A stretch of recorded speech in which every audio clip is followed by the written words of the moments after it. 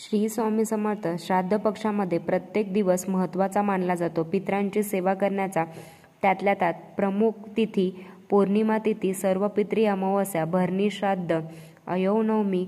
आता अयवनवमी म्हणजे काय? अविधवा नवमी, अयवनवमी, नवमी श्राद्ध या नावाने ओळखले गेले आहे. ह्या तिथीला महत्त्व आहे. ह्या तिथीला कोणाला जेवू घालायचं आहे, ह्या तिथीला सुवासिनीला समर्पित असतात. तुमच्या घरात एखादी सुवासिनी वारली असेल तर तिच्या तिथीला कुठली पण असो, या तिथीला अयवनवमी, विधवा नवमी जेवू घालायचं असतं, श्राद्ध घालायचं असतं. त्याची योग्य पद्धत काय आहे ते आपण बघणार आहोत. ज्यांना माहिती आहे, या गोष्टी करत आहात, त्यांना सांगायची गरज नाही आहे. पण काही नवीन असतील तर ते व्हिडिओ संपूर्ण बघा.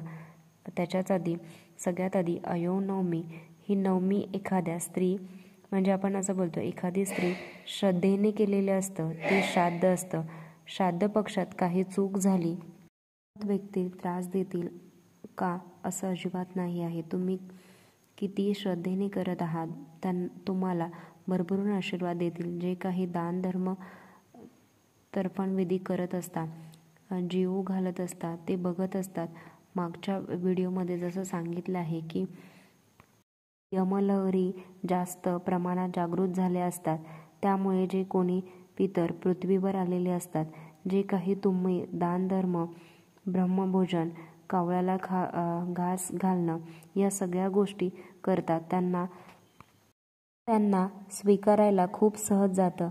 यमलहरी खूप प्रमाणात जागृत झालेले असतात. सुवासिनीचा हा दिवस असतो. ज्याच्या घरात गेलेली असते तिच्यासाठी हा दिवस समर्पित असतो. प्रत्येक महिलांचं असं असतं की मी सुवासिनी जाईल. आमच्या घरात आई, आजी, सुवासिनी गेली आहे. जर आमची आजी गेली आहे आणि आमचे बाबा जिवंत आहेत तर सुवासिनी गेली आहे, तिची तिथी अयवनवमी तिथीला जेवू घालायचं आहे. नंतर बाबा गेले असतील तर त्यांची तिथी वेगळी करायची असते. सुवासिनी आधी गेली असेल तर मान सन्मान अयवनवमी करायची असते. तिचा जर पती गेला, नंतर स्त्री गेली, ज्या दिवशी ज्या दिवशी पतीचं श्राद्ध घालतात त्याच्याबरोबर स्त्रीचं श्राद्ध घालायचं असतं. वडिलांना मान द्यावा लागतो. आईला तिला जास्त काही विचारलं नाही तरी चालेल. वडील जेव्हा जेवून जातील तेव्हा येऊन आई पण जेवून जाते. तुम्ही जर वेगळे राहत आहात, जाऊबाई दोन्ही पण दोन ठिकाणी कसं काही चालतं का? तर दोन ठिकाणी कसं चालतं? तर तुमचे देव वेगळे झाले आहेत, तुमचं घर वेगळं झालं आहे, तर आवर्जून तुम्ही पण करा. एकत्र होत असेल तरी अतिशय उत्तम, नाही तर तुम्ही वेगवेगळं करायचं आहे. तुम्ही करणार आहात तर 25 सप्टेंबर अयवनवमी आहे, बुधवार आहे. स्वयंपाक खूप असतो, कोणी पण करावा. सकाळी लवकर उठून स्वतःचे आवरून स्वयंपाक करायचा आहे. सूर्योदयाच्या आधीच उठणार आहात तर स्वयंपाक करणार आहात तर तांब्याचा कलश घ्यायचा आहे. त्याच्यामध्ये पाणी घ्यायचं आहे आणि काळे तीळ टाकायचे आहेत. सूर्याला आपल्याला अर्घ्य द्यायचा आहे आणि आपल्याला ओम गृही सूर्याय नमः या मंत्राचा जप करायचा आहे. अर्घ्य देत असताना खाली आपल्याला बादली ठेवायची आहे आणि ते पाणी त्याच्यानंतर आपल्याला तुळशीला न ओतता कोणत्याही झाडाला अर्पण करायचं आहे. अयवनवमीला तुळशीला पण महत्त्व आहे. तुळशीचं आपल्याला पूजन करायचे असते. सुवासिनी समर्पित आहे. आपल्या घरात सुवासिनी येणार आहात, तिचे मान सन्मान करायचा असतो. या दिवशी रांगोळी उंबऱ्यावर, म्हणजे आपण उंबऱ्याला हळदीचं लेपन करायचं आहे. लक्ष्मीची पावलं काढायची आहेत. घरात देवपूजा करायला एवढंच अनवाणी आहे. पितरांची सेवा करत आहात, जे काही सेवा करत आहात त्या दिवशी सुवासिनीला जेवायला बोलवायचं आहे. स्थितीत कोणाच्या घरी मृत जेवायला जात नाही. शहरामध्ये तर काही अडचणी आहेत, गावामध्ये तर भरपूर लोक जातात. आताच्या परिस्थितीत कोणाच्या घरी मृत जेवायला जात नाही. शहरामध्ये तर काही अडचणी आहेत. गावाबाहेर म्हणजे गावामध्ये तर भरपूर लोक जात असतात, ह्याच्या घरी त्याच्या घरी जेवायला जात असतात. जरी आयनवमी जेवू घालत आहात तर तुमच्याकडे कोण नाही आलं तर गाईला ताट काढायचं आहे. त्याच्यामध्ये सगळं आपल्याला भरपूर ताट करायचं आहे आणि आपल्याला गाईला ते आयनवमी त्या दिवशी गाईला घास घालायचा आहे. जे काही आपल्या घरात स्वयंपाक केला जातो ते सगळं बनवलेलं आहे ते सगळं दाखवायचं आहे.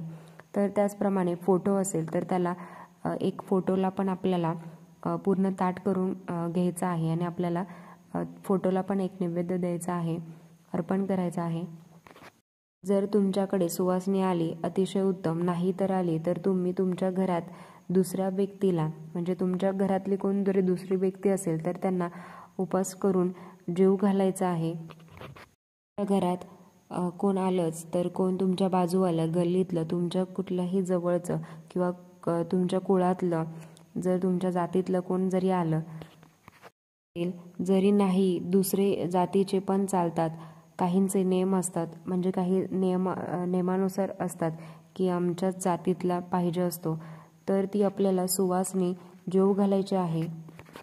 मेलेला व्यक्तीचा फोटो तर तिथे ठेवला असेल तर त्याचं तोंड दक्षिण दिशेला असावं. नैवेद्य पण आपल्याला गोल मंडल करत असतो. जेव्हा आपण देवाला नैवेद्य दाखवत असतो तेव्हा गोल मंडल करत असतो, पण आपल्याला फोटोला अर्पण करायचं असतं. मित्रांना नैवेद्य अर्पण करत असतो तेव्हा आपल्याला आपण जेव्हा उलट्या दिशेने आपल्याला जेव्हा आपण नैवेद्य अर्पण करणार आहोत तर आपल्याला उलट्या दिशेने पाणी फिरवायचं आहे. हे तुम्हाला माहितीच असेल. सुवासिनी आली तर तुळशीला पण नैवेद्य दाखवायचा आहे. फोटोचा नैवेद्य दाखवताना त्याची आघारी दिली जाते. कावळ्याला नैवेद्य दाखवायचा आहे, गाईला नैवेद्य दाखवायचा आहे, असे वेगवेगळे आपल्याला नैवेद्य दाखवायचे आहे. बऱ्याच घरात आयनवमीला आघारी दिली जाते. तर म्हणजे जो फोटोला दाखवलेला जो ताट आहे ते सुवासिनीला देतात किंवा जे तुळशीला दाखवलेलं जे ताट आहे ते आपण सुवासिनीला देतात. जशी तुमच्याकडे जी पद्धत आहे ते तुम्ही करू शकता. जसं वेगवेगळ्या गावात जी पद्धत असते, जशी भाषा बदलते, राहणीमान बदलतं, त्या पद्धतीने चालायचं आहे, त्या रीती चालायच्या आहेत. परंपरा जशा बदलत असतात त्या रीतीने आपल्याला चालायचं असतं. सुवासिनी आली तर तिची ओटी भरणं अनिवार्य आहे. तुम्ही साडीची ओटी भरू शकता, खणाची ओटी भरू शकता.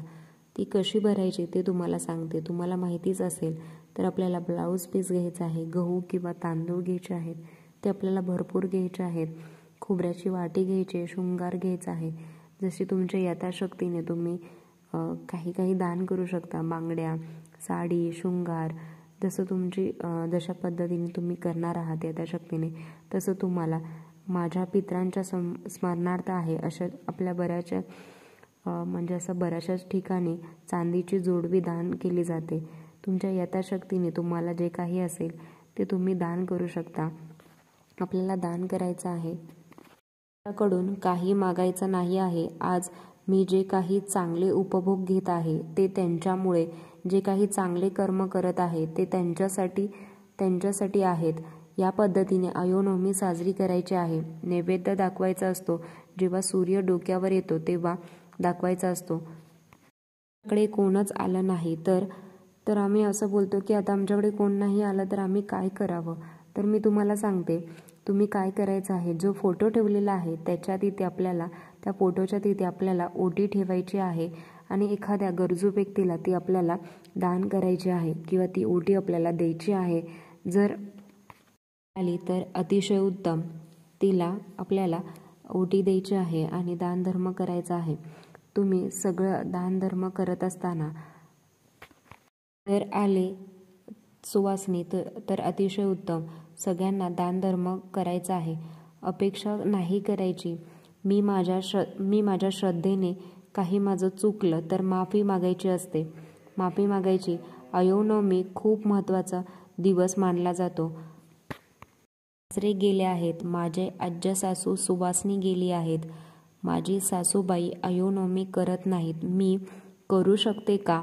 असं म्हटलं जातं की तुमचा नवरा जातो तेव्हा तुमचे सासू सासऱ्याला अधिकार राहत नाही. जर तुमच्या सासूबाईला अधिकार नाही आहे तर तुम्ही वाटत असेल तर तुमच्याकडून त्यांना दानधर्म करू शकता. सुवासिनीला बोलवायचं आहे, तिचा आदर सत्कार करायचा आहे आणि तुम्ही तिला दूध देऊ शकता, तिची ओटी भरू शकता. या पद्धतीने साध्या पद्धतीने श्राद्ध करायचं आहे. श्रद्धेने केले जाणारे विधी मनात काहीच आणू नका. आजचा व्हिडिओ आवडला असेल तर लाईक, शेअर, सबस्क्राईब. धन्यवाद. श्री स्वामी समर्थ.